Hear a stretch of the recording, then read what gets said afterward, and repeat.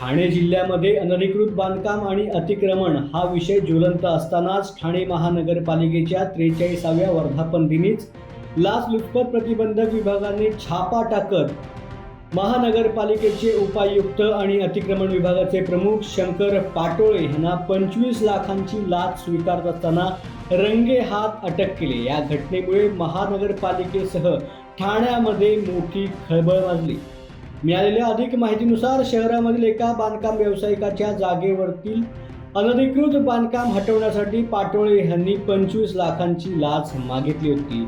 संबंधित व्यावसायिकाने ह्याची तक्रार लाचलुचपत प्रतिबंधक विभागाकडे केली आणि तक्रारीच्या आधारावरती एसीबीच्या विशेष पथकाने सापळा रचून पाटोळे यांना वर्धापन दिनाच्या दिवशीच लाच स्वीकारताना अटक केलेला आहे।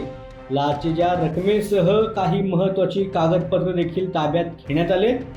5 तास चाललेल्या पाटोळे यांच्या चौकशीमध्ये लाचलुचपत प्रतिबंधक विभागाने आता शंकर पाटोळे यांचा बाजार उठवून टाकल्याचं पाहायला मिळतंय।